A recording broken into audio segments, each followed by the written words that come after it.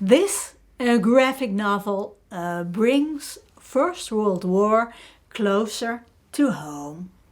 Hi, I'm Annie and it is Thursday, so it is time for me to talk about a European comic or graphic novel. Because it is Eurocomic Thursday. And today I'm going to combine this with a reading event that took place in November, World War November. And this reading event involved a lot of reading of World War I fiction and non-fiction. This event was created by Tristan over at Tristan and the Classics. I will link his channel below in the description box. For this event, I chose to read a First World War graphic novel, The Last Braedy by Ivan Petrus Adriaenssens. I think in English, he just calls himself Ivan Petrus. And it is about the tank division, the British tank division during the First World War. And Brady really existed. Ernest Brady was a soldier in one of the tanks during the First World War. You must think of the fact that tanks were a new invention during the First World War. It was really a brilliant invention, as there were a lot of trenches and there was no way of getting over no man's land without getting shot down. So if you were in a tank, you could not only roll over the trenches, but they thought, well, if you have tanks with cannons and guns, it will be a stroll in the park. But that was not the case, because the early tanks were not designed for muddy terrain, and the no man's land was really, there were so many bombs dropped on it that it was one muddy scene. So the tanks got stuck in the mud. The story, like I say, is about Ernest Brady, or the tank division where Ernest Brady was in. There was a tank called the Fray Bentos. Every tank division named their tanks. There was, for example, a tank called Deborah. But the Fray Bentos was named after tins of Spam. It was an inside joke amongst the soldiers that when there was a direct hit on the tank, the soldiers in it were turned into Spam. So they had macabre kind of humor, those soldiers.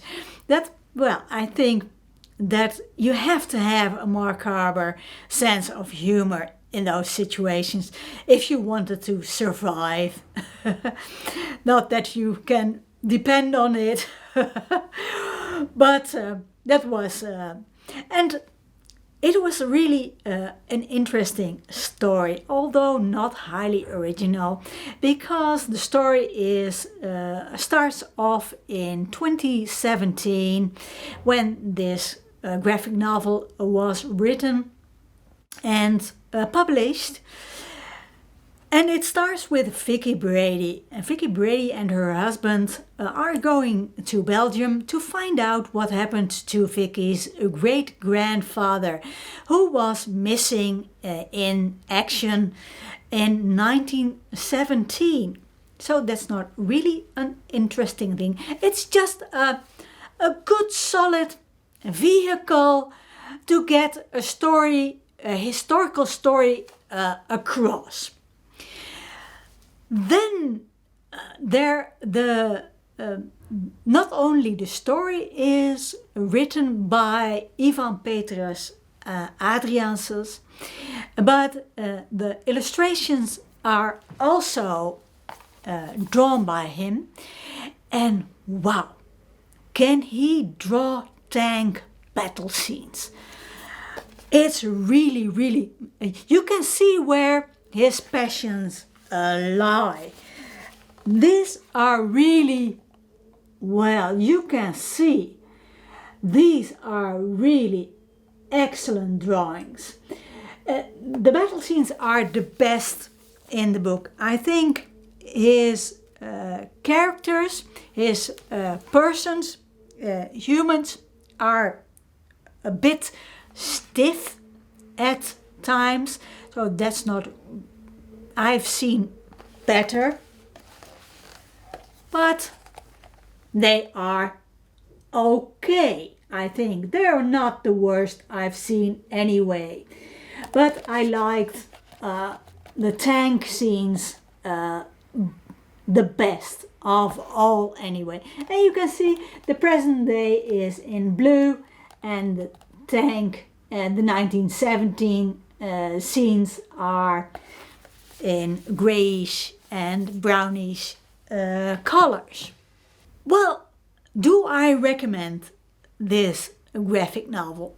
Well, if you are interested in the tank history of tanks during the First World War, I can highly recommend it, because there are also a lot of some pages at the end that tell the story of the excavating of the tank Deborah, and of how the tanks were excavated, and one was turned into a monument, and in the 2000 something, some people decided to build a life-size replica of a tank, so that's still in a museum in Belgium, and you can sit in it and experience how the soldiers in those tanks, well, bullets couldn't penetrate the tank, but it was extremely hot in the tank during fights, and when a bullet hit on the outside, a spark flew off on the inside. So you don't have to envy the soldiers in it. It was really, really a difficult period in time for the tank division. Well, for all the soldiers who fought in the First World War. But I am glad I have this graphic novel, the Dutch edition of this graphic novel, but you can get the English edition in my collection. Now, have you read any World War I graphic novels or comics? Do let me know in the comments below. And if you like this video, please like and subscribe. I would appreciate it because it helps the algorithm find my videos, and videos like this, and helps to get my passion for graphic novels, European graphic novels and European comics, to spread the world and to spread the Eurocomics virus among the world. So if you like to help me do that, please do. If you have a channel and you talk about European comics, please let me know in the comments below, because I like to see those videos as well. As always, thanks for watching.